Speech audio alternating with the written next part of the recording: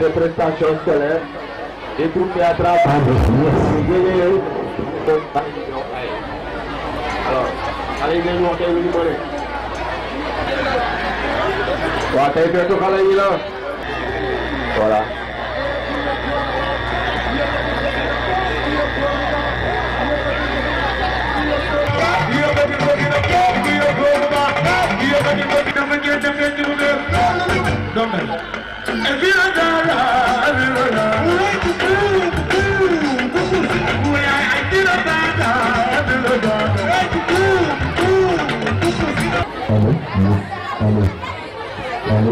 Je remercie l'ensemble de cette année pour la veille.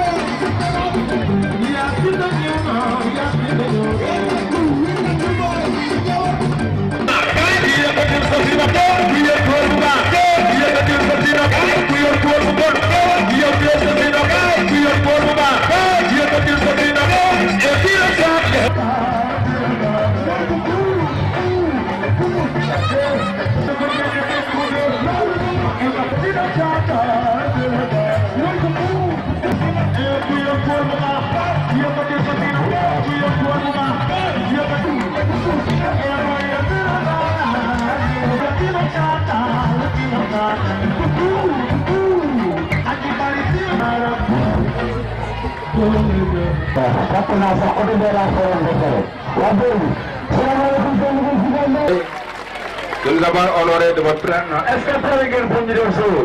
Voilà. Mais dama bëggoon xale yi def présentation juróom-benn école yoo def présentation ñu ñëw defal ma benn cercle présenté wu toogay delluwaat avant ñu présentation. Man quand avant le lycée, pour les écoles qui vont, permettez nous présenter quelque chose d'assez génial et spécial. Voilà. 100% africain. Comment prier nous le produit? C'est-à-dire nous, ça marque, c'est de l'art. Les arts là. Non, nous, c'est de l'art. Loolu art là. Écoutez-moi, continuez ma xale taxaw ma xool. Tout le monde applaudissement. Merci. Merci beaucoup. Merci beaucoup madame. Oh, liggéey li rafet na macha Allah. C'est très joli. Donc, est-ce que ñëpp ñëw nañu? Est-ce que école yëpp ñu ngi fi? Waaw dañ ñëw waay dama leen soxla dañ ñëw ñu.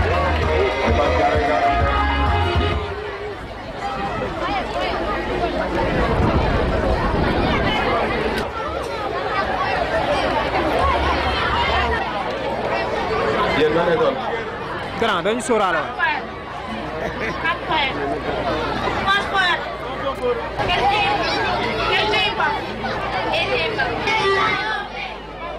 Abdou Khadir Cissokho. Cheikh Abdou Khadir Cissokho. Cheikh Abdou Khadir Cissokho. Cheikh Abdou Khadir Cissokho. Cheikh Abdou Khadir. Cheikh Abdou Khadir. Jaare gar obe. dugal ci géew bi da nga war a feeñ dugal. Désolé avancé désolé. Voilà ils n'ont qu'à venir compléter ou fermer marché. C'est bon. Comment? Serrez les rangs là-bas, serrez. Voilà vous allez devoir je vais vous donner le micro. Ne ban école ngeen jógee. Voilà donc ñu ngi gërëm ñi fi teew ñëpp. di gërëm autorités yi nga xam ne nii lépp. mais dafa am ñetti partenaires yoo xamante ne. oui bu dul woon ñoom rek waa la ñaaw. waaw wax waay li ci mel ni ci plan. li ci mel ni ci association pour le développement de Médina Gounass. oui ADG. mais macha allah mais ñooñu ñoo ñëw valoriser loolu. ñooñu ñoo ñëw yee loolu. ñooñu ñoo ñëw tey dooleel xale yi ba si ñun mag ñi. kon tey day jaadu bu ñuy wax wala ñuy def rek ñu delloowaat ñu ko.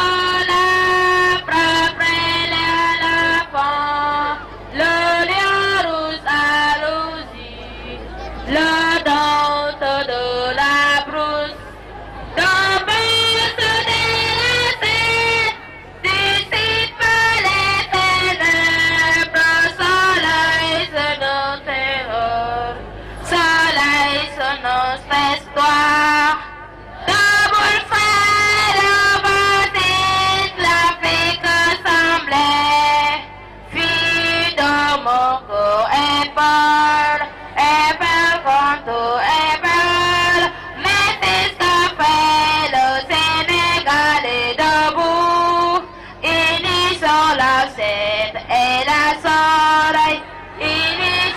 parcelle et la forêt.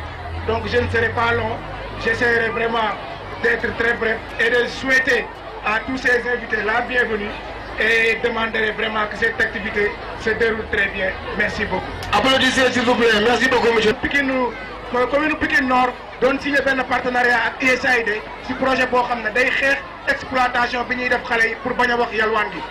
bu dul loolu aussi foog naa ne bokk na ci maire yi di ko taxawal ne dañuy taxawal lu ñuy wax le conseil municipal des enfants taxawaloon nañ le parlement ak Khadiba waaye moom daf koy renouveler samedi ci ndimbalu CDPE bi donc di jégalu waxoon naa ne wax ci turu Coumba Ndoffène Fall dafa jafe waaye jëm nañu donc di leen talal di ñaan yàlla activité bi ñu def ko jàmm ak salaam jërë ngeen jëf. Merci beaucoup monsieur le maire. Tu vos applaudissements. activité bii ñu taxawal activité bi nga xam ne tey pratiquement dañ ko dafa am solo trop ci dundu liggéey bi ñuy waaj a def muy liggéey boo xam ne dañuy jóg pour créer modèle jeune boo xamee ne bi nii ëllëg dina mën a yor destin à main.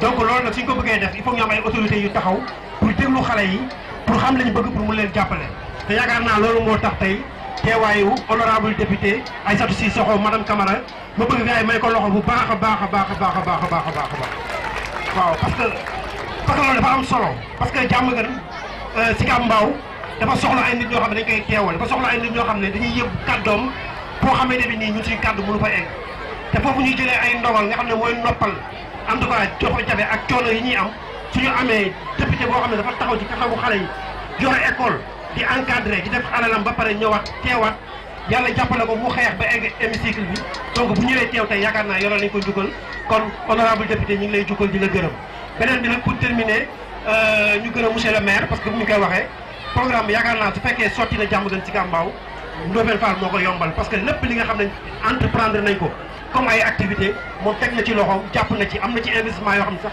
dañ ko dugal xaalisam pour mu sotti kon donc vraiment ñi ngi gërëm maire di ko sant bu baax a baax a baax di terminer ci présence su préfet je pense que le préfet moom ñëpp xam nañ ko lu waay di def da ciy teew rawatina teewaayam ci biir commune bi parce que yàgg nañu am ay préfet mais quand même préfet bu am présence ci activités yi mun naa wax ñun presque problème la ñu amoon ci lettre bi démb la egg préfecture te terewul tey ñëw na teew donc monsieur le préfet vraiment nous sommes honorés de votre présence nous vous suivons et nous avons vu comment vous accompagnez tous ces dynamiques qui sont au niveau de Diamaguène Sicap Mbao et dans l'arrondissement d'une manière globale donc merci monsieur le préfet donc peut-être pour wax programme bi si ñaari baat programme bi ñaari pàcc la benn pàcc bu njëkk bi mooy lépp li nga xam ne dafa jëm ci former lu mat ñetti junni xale ci biir département Pikine ak Guédiawaye ci wàllu développement organisationnel ci wàllu leadership ci wàllu plaidoyer ci wàllu développement de projet ci wàllu aussi réaliser ay projet donc bu ñu xool fi ñu toll nii réaliser gum nañ lu toll ci fanweeri projet yoo xamee ne bi nii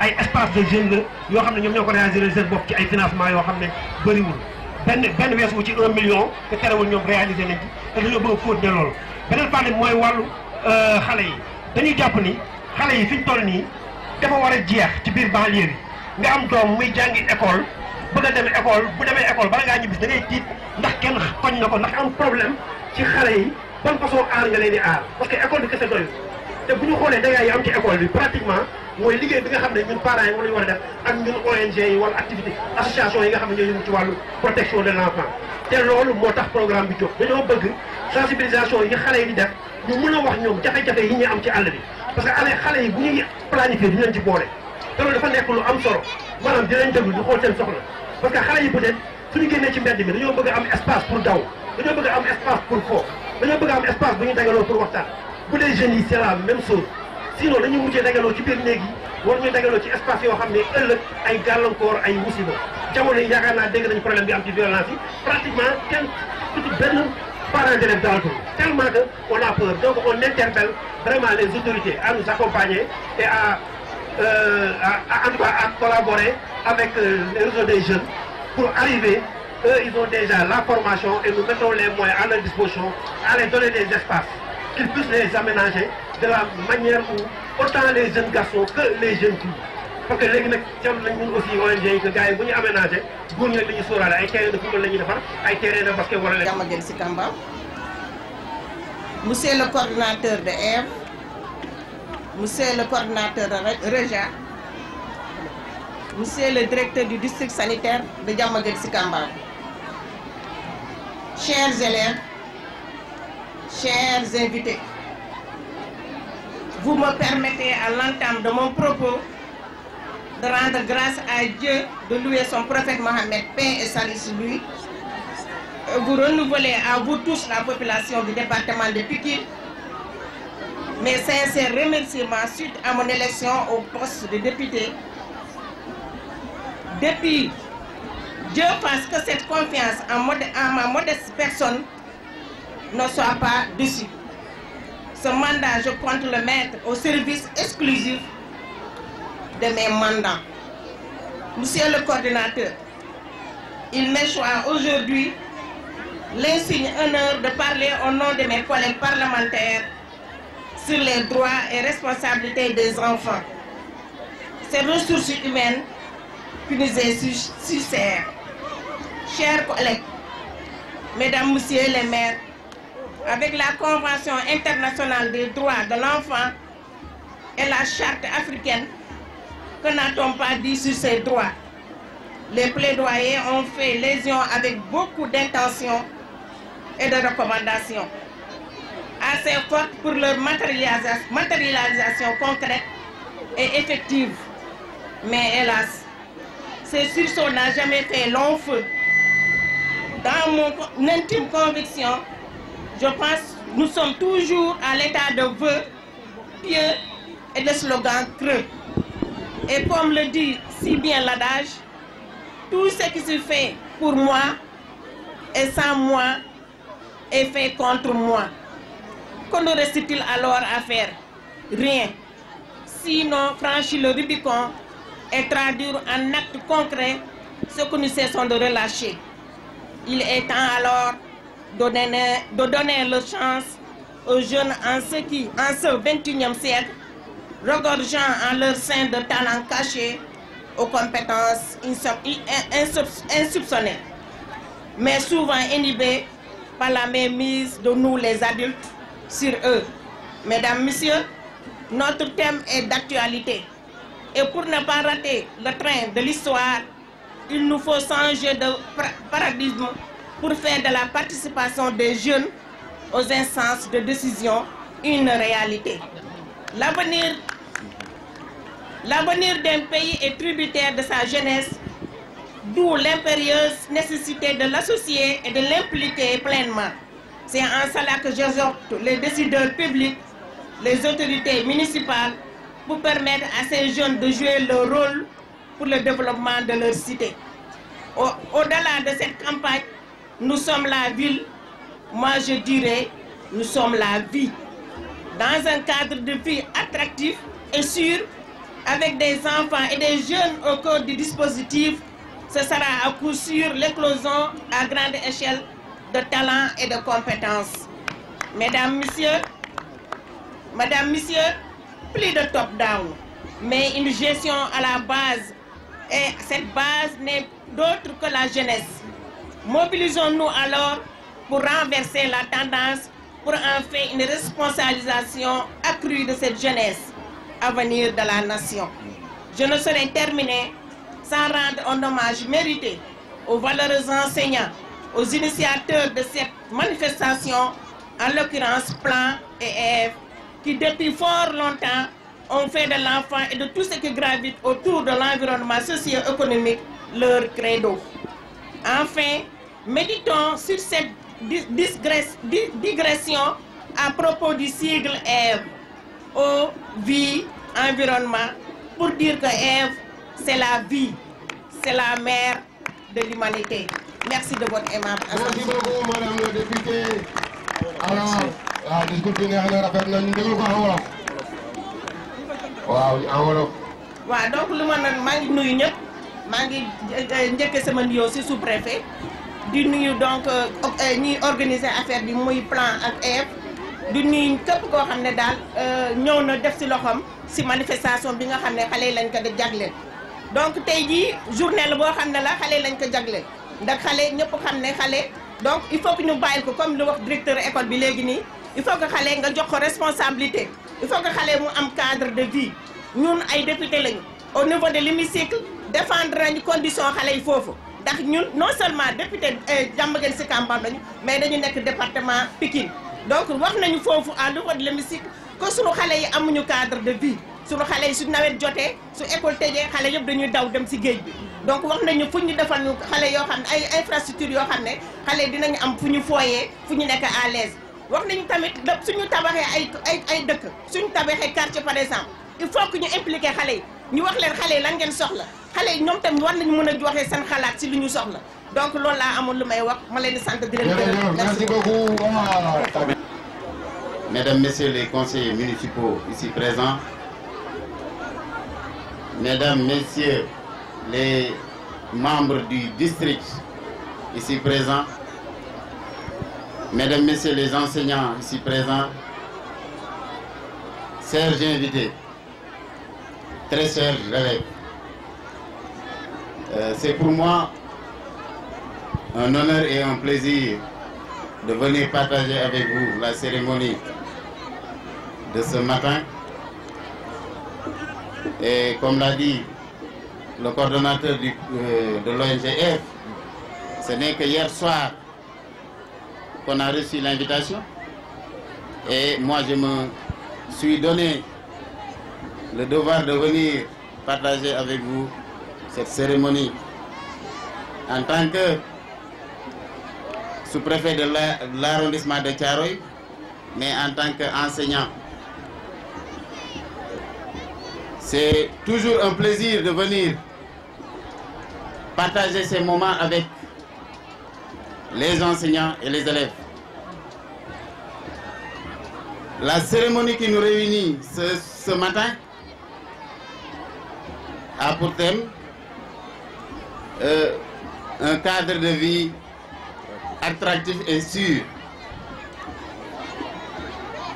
Ça, je pense que ça serait le plaidoyer des troupes qui vont faire leurs prestations bientôt.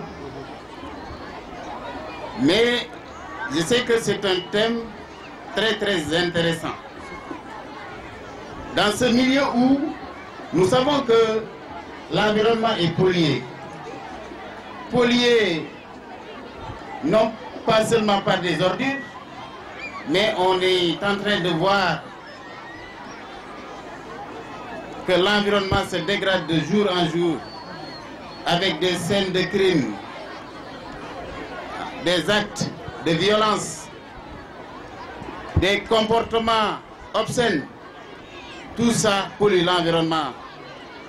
Et c'est pour nous, autorités administratives, autorités municipales, notabilité de la ville, de nous battre en essayant de trouver à ces enfants-là un cadre sûr et attractif. Sûr d'abord parce que c'est la sécurité qui amène l'attraction. Si le cadre n'est pas sûr, on ne doit pas y aller. Donc il faut qu'on ait un cadre sûr et attractif. Je m'avais remercié tous ces ONG qui ont contribué à cette manifestation et au district qui est le maître d'œuvre de cette manifestation. Remercier toutes les notabilités qui sont là aujourd'hui. Et vous dire que les enfants, le plaidoyer des enfants est déjà entendu. Quand on voit que sous la tente, on a le représentant du maire, on a l'honorable député, on a l'administration que je représente aujourd'hui, je pense que leur plaidoyer est déjà entendu.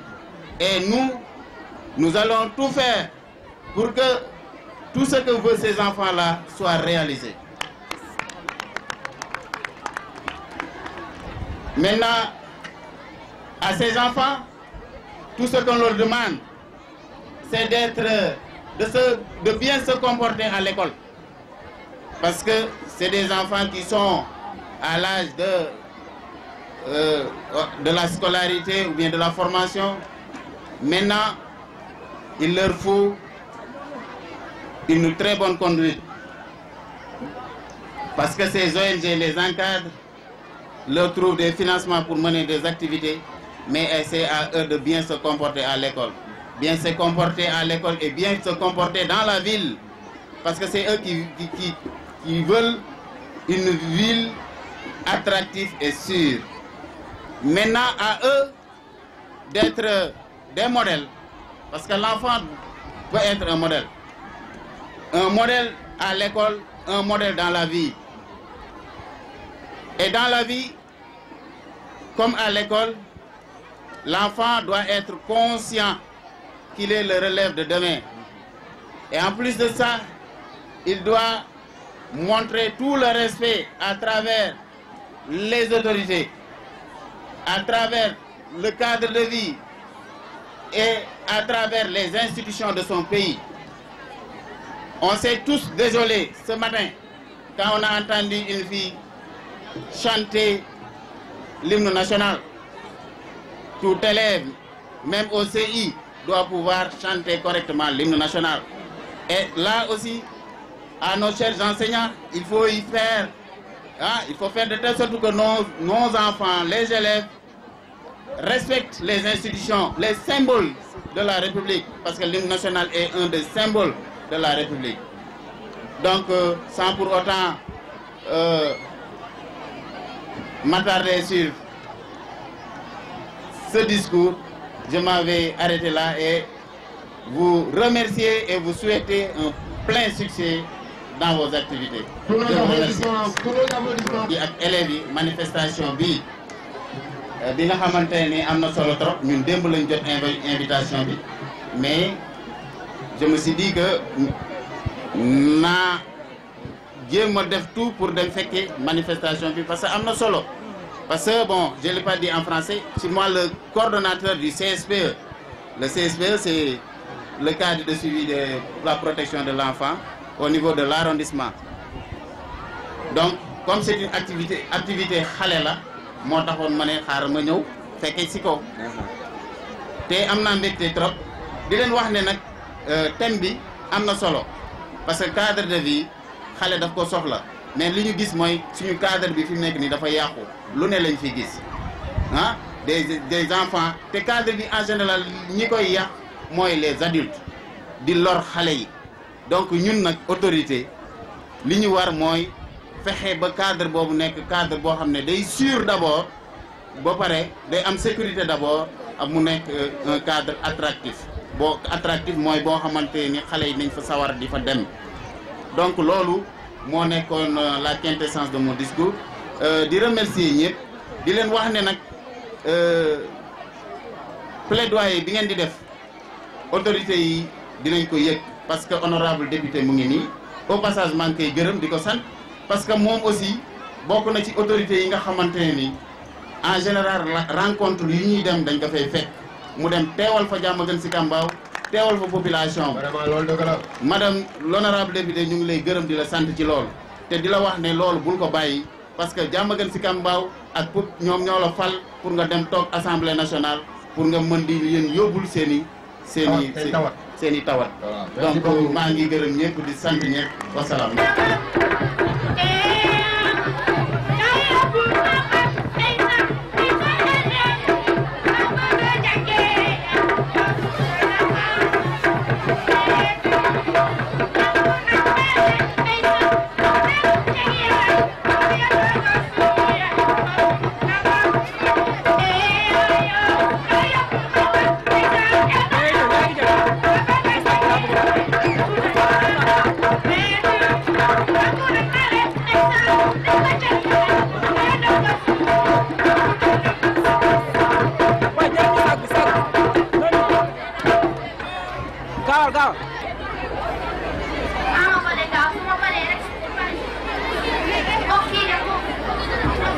Ya si tu pas se prepara ya ngi ko.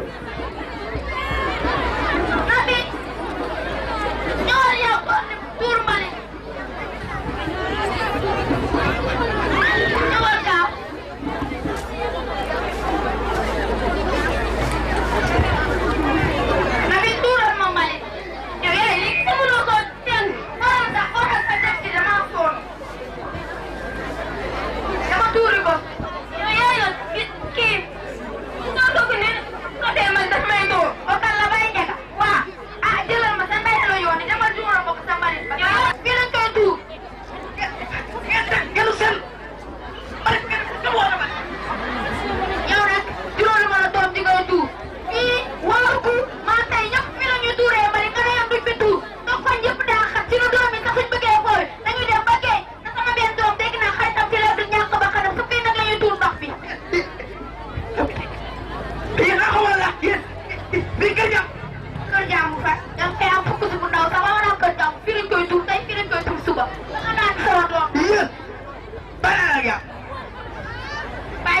xarit ñëwaay moo baax daa koo ma ne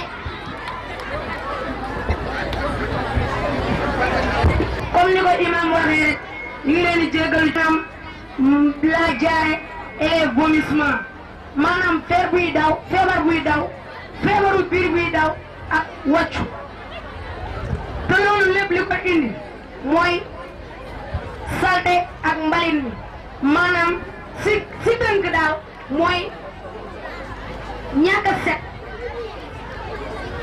moo tax nag ma bëgg leen a xamal ni yaakaar nañ ne yoon bu baax la wàccul dami yegg fa nga jëm ndax xam la jëm bu la bëgg bu yóbbaale soo jekkoo del baale sant level wala am jom dara wala am lay jom yaa war a doon yaakaaru ëllëg loo war a si sonn mel ni di koy jàngal alquran sa diine xamel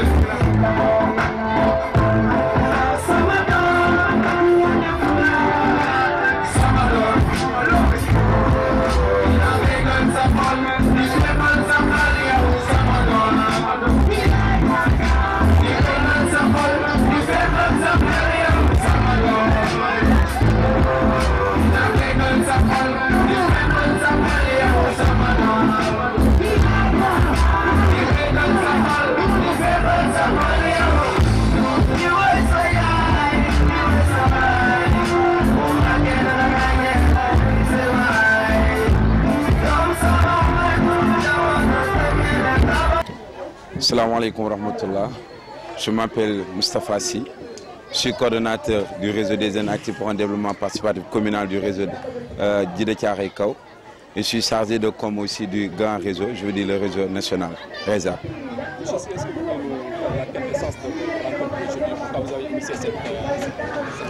Effectivement, nous partageons avec trois ONG qui passent par le nom de Plan Sénégal, ADMG et EV, dont l'objectif est dans une campagne qu'on appelle We Are the City. Le projet s'intitule sur Ville amie des enfants et des jeunes. On va juste essayer de faire comprendre aux jeunes, aux enfants, qu'il y a de l'importance de leur existence dans la société.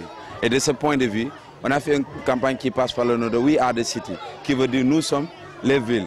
Et qu'est-ce que cela intitule? C'est juste faire comprendre aux autorités que nous, en tant que jeunes, que nous, en tant que droits, habitants de cette société, quelqu'un qui fait partie de la société, donc il est vraiment temps que les gens aussi sachent notre importance, notre existence. Et de ce point de vue, nous implorons à ce qu'on ait de l'espace ou de l'accès aux instances de prise de décision.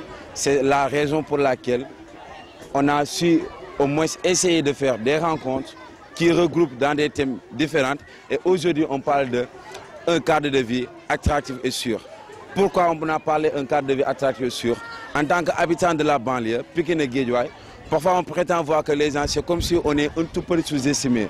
Pourquoi? Certains même n'ont pas la fierté de dire que nous sommes habitants de cette banlieue. Et on a dit adieu à ces slogans, adieu à ces fléaux. C'est à nous-mêmes, en tant que responsables, en tant que jeunes, en tant qu'enfants, qui collaborent avec des ONG comme Plan Sénégal, comme ADMG, comme EV, OVI Environnement que je viens tantôt de citer. Avec leur aide, avec leur appui, on a su écrire des projets qui sont sur le cadre du projet Ville amie des enfants et des jeunes pour au moins rebâtir le banlieue, pour au moins réfectionner nos endroits, de faire de telle sorte qu'on ait de la visibilité, mais aussi que tout le monde ait de la fierté de dire que nous habitons dans les banlieues de Pikine et de Guédiawaye. D'où l'importance et le thème qu'on a su prendre aujourd'hui qui s'intitule sur un cadre de vie attractif et sûr. Bon, je dis bien que ça a été bien passé parce que du moment où on a essayé d'abord appeler les autorités, leur faire comprendre que le travail, ce n'est pas nous seuls, mais c'est un travail synergique, que ça demande de concertation et ça a été déjà abouti. Il y a pas mal de réalisations qu'on a su faire au niveau de Pikine et Guédiawaye, dont les responsables, ce sont les jeunes, les associations qui tous regroupent sur un réseau qu'on appelle Réseau des jeunes actifs pour un développement participatif, le RESAC. Et il y a même d'autres réalisations qui d'ici peu de temps seront mises en place parce qu'il y a des places publiques, il y a des terrains, il y avait même des endroits, des espaces qu'on avait trop même laissés que personne n'avait d'accès. Aujourd'hui, on a réflexionné ces espaces-là juste pour au moins participer sur le cadre de vie des enfants et des jeunes. Parce que c'est ce que je disais tantôt, nous, en tant qu'habitants de la banlieue, parfois même pour se photographier, ça demande à ce qu'on se voyage pour aller des espaces d'autres qui ne sont pas les miens et essayer au moins de se photographier sur ça. Mais on a fait de telle sorte qu'aujourd'hui, dans la banlieue, vous y retrouvez avec des espaces très attractifs, des espaces vigilants auxquels on peut se rester et se photographier pour au moins immortaliser ces images-là. Mais monsieur, si pour que la banlieue soit visible, il faut avoir des hommes compétents. Sur ce, il faut que les jeunes, plus particulièrement, soient formés.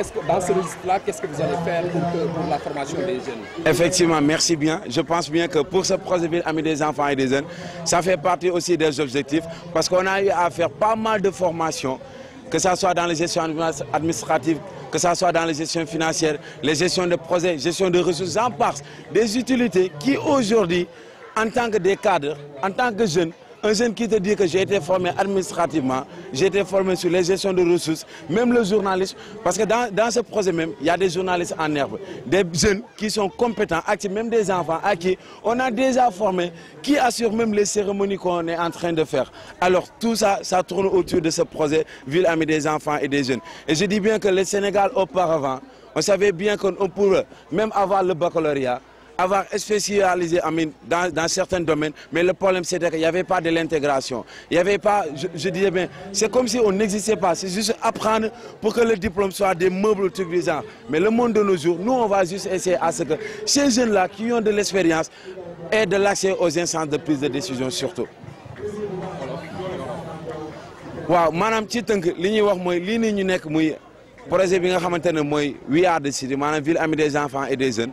man day tekki ne dañoo bëgg a def ba gox-goxaat yi mu doon xaritu ndaw ñi ak parental yi ñu ne nag noonu na lañ ko defee ñu def campagne boobu na la tudd We Are The City maanaam ñun si boppam ñun ñooy dëkk bi ndax dañoo xool ginnaaw bi ñu amee ay naataango yu mel ni Plan Sénégal am ñu mel ni Eve OV environnement am ñi ñuy wax ADMG tey mbégte la ñooñu bi ñëwee fekk ay ndaw yoo xamante ne am nañ pas-pas bi ñëwee fekk ay gone yoo xamante ne am nañ yëg-yëg xar seen tànk tubay pour sukkali li nga xamante ne mooy banlieue bi tey nag boo xoolee li ñu dajale dañoo dajale ci benn waxtaan fexe doo xool ñi nga xamante ne ñooy njiit yi maanaam suñuy autorité ñu xool naka la ñuy lëkkaloo naka la ñuy doxee dox boo xamante ne day Sénégal parce que Sénégal bu njëkk ba booy yuux da ngay wax dox ñaxtu ñu ne ñun ñaxtuwuñu waxuñu lenn lu lii dañoo jug pour defaraat suñu Sénégal ginnaaw nag dañoo am ay njiit ñoo xamante ne ñooñu féete kaw te lu ñuy def ginnaaw ñooy suñu kilifa jaaru na ñu woowu leen pour waxtaan tey ñu am benn thème boo xamante ne la ñuy waxee mooy que ne dañoo bëgg ñu am benn dëkkuwaay boo xamante ne non seulement day neex a xool waaye day am kaaraange parce que boo xoolee tey xale yi ngay gis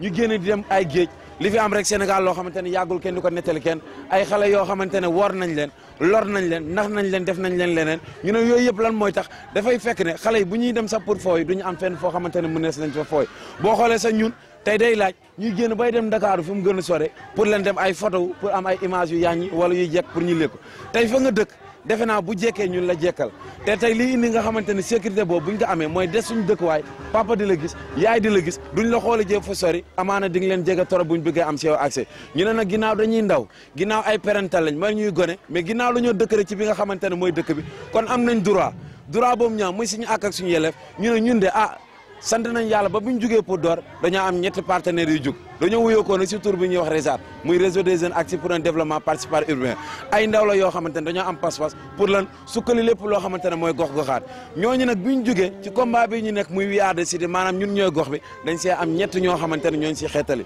ku ci mel ni ci Plan Sénégal ku ci mel ni ci Eve muy OV environnement ak ñi nga xamante ne ñoom ñooy ADMG muy association pour le développement de Médina Gounass. ci côté action yi laka ngeen def ba ngeen taxawee ba léegi seen waaw mu nees na ñoo wax ne biñ taxawee léegi bëri na loo xamante ne def nañ ko si biir Pikine ak Guédiawaye muy ay réalisation yoo xamante ne fees na ni ñu koy xool am yoo xamante ne amaana même budul ab tabax leen parce que def nañ fi ay espace de jeu maanaam ay foo xamante ne gone yi mën nañ fa dem ndaw ñi mën nañ fa dem pour mën fa tàggat yaram war ñu fay foo ak yeneen yoo xamante ne tey boo xoolee Sénégal ñëpp xam nañ ne yenn communes yi diggante Pikine ak Guédiawaye dañuy am sa problème kayitu juddu tey am na ci biir projet bi ay kuréel yoo xamante ne dañoo wax ñoom loolu la ñuy xeex projet bi taxawoon na financé ko ba tey ji ñu ngi dox ci loolu muy fa jidde caare kaw am na ñeen ñu fa nekk ñoo xamante ne seen problème dañoo wax ne ñoom mooy que ne nit day judd dem bay def CM2 pour war a mën a def entrée en sixième ñu ne ko doo def ndax lan amul kayitu juddu yooyu yëpp bokk na si yoo xamante ne projet bi xeex na ko di xamal ne biir projet bi tàggat nañ ci ay ndaw ñoo xamante ne si journalisme la ñuy def dañuy dañuy toog wax cérémonie ñi dem yëpp boo xoolee ñooy yëkkati kàddu yi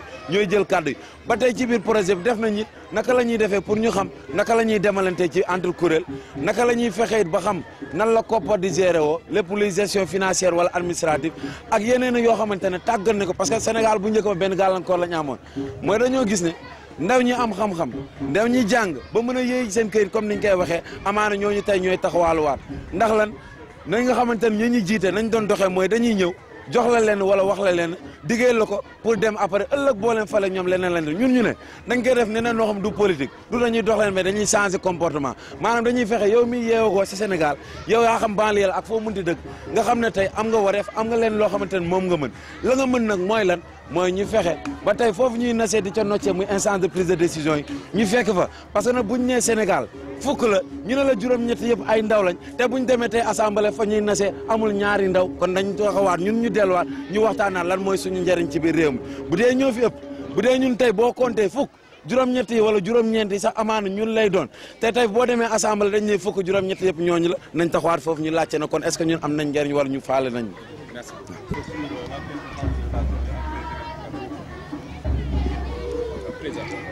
Ok, je m'appelle Cheikh Aliou Bey, je suis le coordonnateur de l'ONG OVI Environnement, coordonnateur du projet Ville Amie des Jeunes et des Enfants. Monsieur Bey, est-ce que vous pouvez revenir un peu sur la quintessence de cette rencontre? La quintessence de cette rencontre, c'est une initiative qui a été mise en place par des organisations de la société civile, ONG, EV, ADMG, le réseau REJAT, le réseau des jeunes, et Plan.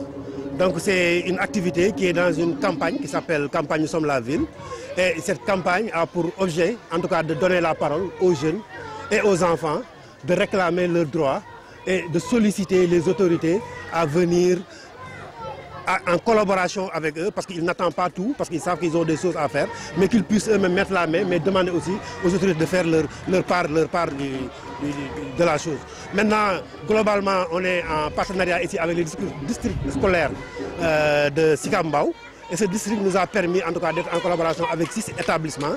Et c'est ces 6 établissements-là qui ont fait des présentations artistiques, qui ont aussi préparé des prestations théâtrales pour montrer le vécu de ces enfants dans les rues de la banlieue. C'est des enfants globalement qui sont confrontés à beaucoup de défis, des défis relatifs à leur sécurité personnelle, à l'accès aussi au minimum aux infrastructures de base, c'est-à-dire accès à des endroits, en tout cas, pour se divertir, accès à des endroits pour se rencontrer, accès à des endroits salubres. Aujourd'hui, dans la banlieue, nous savons qu'entre Pikine et Guédiawaye, le risque de ces enfants est grand.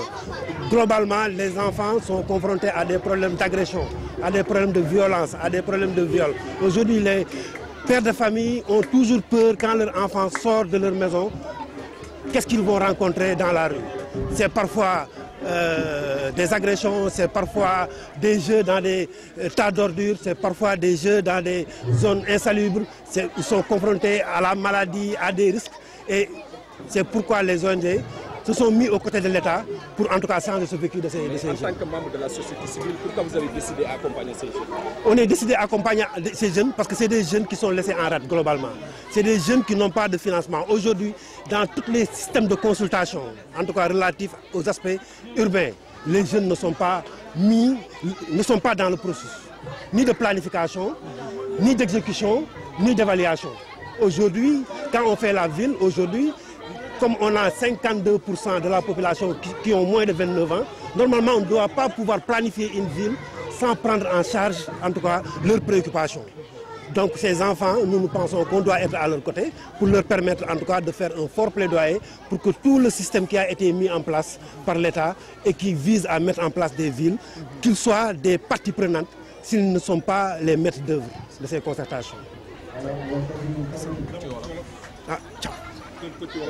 waaw kon ci wolof comme li may wax rek maa ngi tudd Cheikh Aliou Bey nekk coordonnateur programme bi ci turu Eve et mu nekk aussi programme boo xam ne dafa jëm pour fexe lëkkale jeunes yi ak xale yi ak seen i ville li ñu tax nag ñun ñu jóg di ko def ñun ONG yi mooy que dañoo gis ni xale yi ci banlieue bi diggante Pikine ak Guédiawaye dañoo nekk ñoo xam ne dañoo confronté ay jafe-jafe yu bëri jafe-jafe yi ñuy wax mooy léegi ku am sa doom bu génnee pour mu ñibbi si waat da ngay tiit ndax mi ngi ci ay mbalit da ngay tiit ndax mi ngi foo ci ndox yu bon da ngay tiit ndax ñu ngi koy agressé da ngay tiit ndax dem na géej mën na fa lab parce que amul surveillance da ngay tiit ndax li ñuy dégg temps yi ci réew mi muy ay jafe-jafe yoo xam ne kenn mënu ko natt fu mu toll ci xale yi ñun nag ñu jàpp ni xale yi am nañ baat te dañ leen ko war a jox parce que bu ñuy defar taxawaay dëkkuwaay yi daanaka amul ci processus en tout cas bi état bi teg muy règlement yeeg loi yi ñu teg fu ñu mayee xale bi pour mu mun a wax man lii laa bëgg wala lii laa bañ ba tax na daanaka bu ñuy taxawal dëkk yi ñoom du ñu leen jël en compte du ñu am fu ñu fooyee du ñu am fu ñu gisee du ñu am fu ñu dagee te xale dafa soxla lépp pour mu exprimer wu dafa soxla ay espace pour éveiller pour rencontrer wu pour gisee